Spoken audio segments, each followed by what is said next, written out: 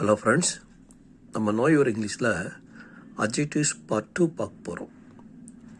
இதில் என்ன பார்க்க போகிறோம்னா கைண்ட்ஸ் ஆஃப் அட்ஜெக்டிவ்ஸில் என்னென்ன வகை இருக்குது அப்படிங்கிறத பார்க்க போகிறோம்.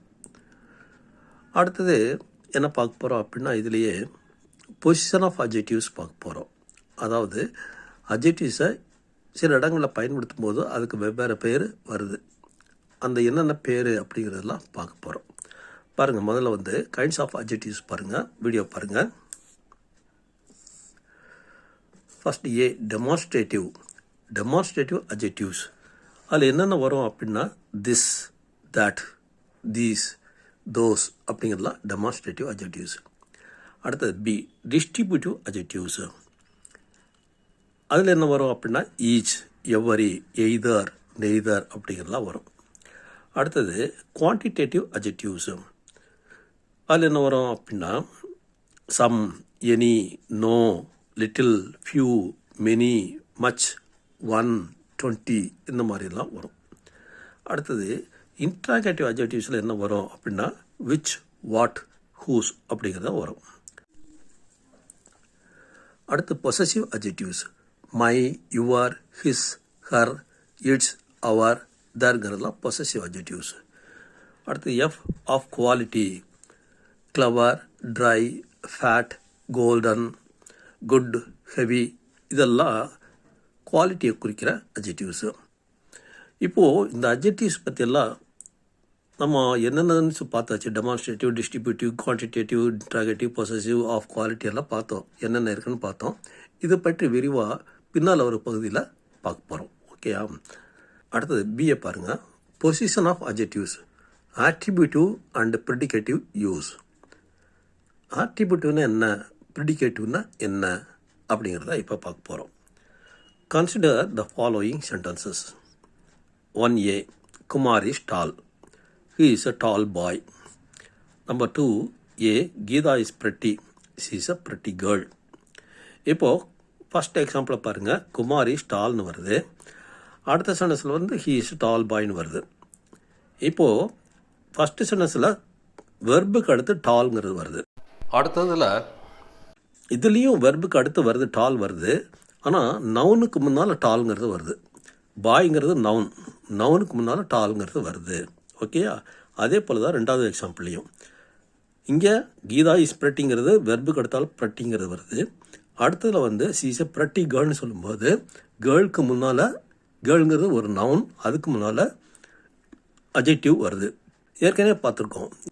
அட்ஜெக்டிவோடைய கேரக்டர் என்ன அப்படின்னு பார்க்கும்போது பெரும்பாலும் நவுனுக்கு முன்னால் தான் அட்ஜெக்டிவ் வரும் அப்படிங்கிறத பார்த்துருக்கோம். அப்போது நவுனுக்கு முன்னால் அட்ஜெக்டிவ் வந்துச்சுன்னா அதுக்கு ஒரு பேர் இருக்குது. அது என்ன பேர் அப்படின்னா ஆட்ரிபியூட்டிவ் அட்ஜெக்டிவ் அப்படின்னு சொல்கிறாங்க. நவுனுக்கு முன்னால் அட்ஜெக்டிவ் வந்துச்சுன்னா அது பேர் ஆட்ரிபியூட்டிவ் அட்ஜெக்டிவ். ஓகே? அது இல்லாமல் வெர்புக்கு அடுத்து அட்ஜெக்டிவ் மட்டும் வருது, நவுன் இல்லாமல் வருது அப்படின்னா அதுக்கு ப்ரிடிகேட்டிவ் அட்ஜெக்டிவ்னு பேர். பாருங்கள், இந்த ஃபர்ஸ்ட் எக்ஸாம்பிளில் குமார் இஸ் டால், டாலுக்கு அடுத்து நவுன் எதுவும் வரல. கீதா இஸ் பிரெட்டிங்கிறதுல பிரெட்டிக்கு அடுத்து நவுன் எதுவும் வரல. அதனால் இது டாலுங்கிறது இதில் ஃபஸ்ட்டு குமார் இஸ் டாலில் டாலுங்கிறது ப்ரிடிகேட்டிவ் அட்ஜெக்டிவ். கீதா இஸ் பிரெட்டிங்கிறதுல பிரெட்டிங்கிறது predicative adjective. He is a tall பாயில் tall attributive adjective. She is a pretty கேர்ளில் பிரெட்டிங்கிறது ஆட்ரிபியூட்டிவ் அட்ஜெக்டிவ். அதான் கீழே கொடுத்துருக்காங்க பாருங்கள். In sentences A and B in each pair the same words tall and pretty are used, but in sentence B in each pair the adjective is used along with a noun. It is placed before the noun. A tall boy, a pretty girl. அப்போது ரெண்டு எக்ஸாம்பிள்லையும் டால், பிரட்டி அப்படிங்கிற ரெண்டு வார்த்தையும் வருது.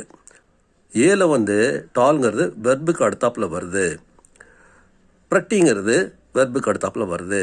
ஆனால் பியிலேருந்து எப்படி வருது அப்படின்னா டால் பாய்னு வருது, பிரட்டி கேர்ள்னு வருது. அப்போது டால் பாயில் நவுனுக்கு முன்னால் அட்ஜெக்டிவ் வருது, கேர்ளுக்கு முன்னால் பிரட்டிங்கிற அட்ஜெக்டிவ் வருது. அதனால் ஃபஸ்ட்டு ஏல வரக்கூடியது ப்ரிடிகேட்டிவ் அட்ஜெக்டிவ். டால்ங்கிறதும் ப்ரெட்டிங்கிறதும் ப்ரிடிகேட்டிவ் அட்ஜெக்டிவ். பியில் வர்றது வந்து ஆட்ரிபியூட்டிவ் அட்ஜெக்டிவ். ஓகேயா? அடுத்த பேராகிராஃப் பாருங்க. If an adjective is placed before a noun, it qualifies the noun directly. An adjective that qualifies a noun directly is used attributively. இந்த மாதிரி அட்ஜெக்டிவ் வந்து நவுனுக்கு முன்னால் வந்துச்சுன்னா அதை வந்து ஆட்ரிபியூட்டிவ் அட்ஜெக்டிவ்னு சொல்கிறோம். இப்போ டால் பாயில் டாலுங்கிறது ஆட்ரிபியூட்டிவ் அட்ஜெக்டிவ். ப்ரெட்டி கேர்ளில் ப்ரெட்டிங்கிறது ஆட்ரிபியூட்டிவ் அட்ஜெக்டிவ். ஓகேயா? அடுத்த பேராகிராஃப் பாருங்க. In sentences like Kumar is tall, Geeta is pretty, the adjective is not placed before the noun, but it is placed after the verb. இங்கே வந்து Kumar is tall, Geetha is பிரெட்டிங்கிறதுல அந்த adjective வந்து நவுனுக்கு முன்னால் இல்லை. அது எப்படி இருக்குது அப்படின்னா வெர்புக்கு அடுத்தாப்பில் இருக்குது. பிளேஸ்டு ஆஃப்டர் த வெர்ப் அப்படின்னு கொடுத்துருக்காங்க. The adjective qualifies the noun indirectly.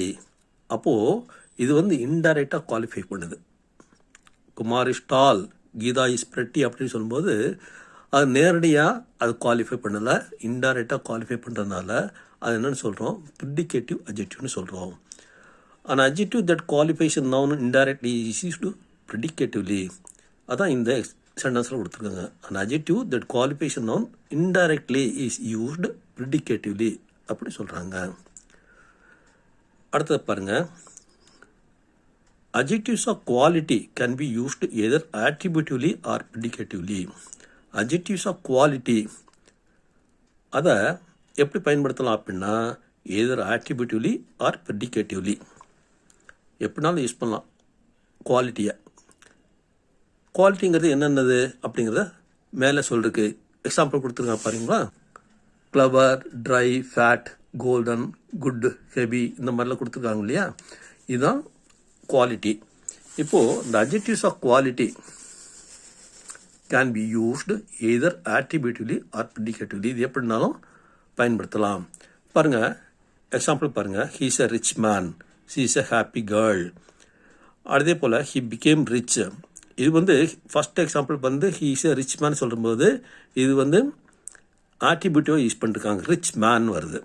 She is a happy கேர்ள்லையும் ஹாப்பிங்கிறது அட்ஜெக்டிவ், கேர்ளுங்கிறது நவுன். ஓகேயா? அப்போ இதுலேயும் ஆட்ரிபியூட்டிவாக யூஸ் பண்ணிருக்காங்க. ஹி பிகேம் ரிச்சில் வந்து வெர்புக்கு இடத்துல அந்த ரிச் மட்டும்தான் வருது. ஷீ சீம்ஸ் ஹாப்பியில் ஹாப்பி மட்டும்தான், வெர்புக்கு அடுத்து ஹாப்பி மட்டும்தான் வருது. அதனால் இது ப்ரிடிகேட்டிவ் யூஸ்னு சொல்கிறோம்.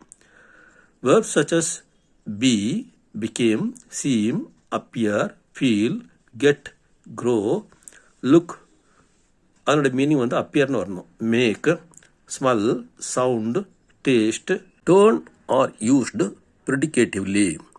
verbs used in this way are called link verbs or copulas. இப்போது இந்த வெர்புக்கெல்லாம் என்ன பேர் அப்படின்னா லிங்க் வேர்ப்ஸு அல்லது கோப்புலாஸ்னு பேர். சரியா? அப்போது இந்த வெர்புக்கு அடுத்தாப்பில் வரக்கூடியது எல்லாமே ப்ரிடிகேட்டிவ் அட்ஜெக்டிவாக தான் இருக்கும். ஓகேயா? புரிஞ்சுதா? தேங்க்யூ ஃபார் வாட்சிங். Let us meet in the next video.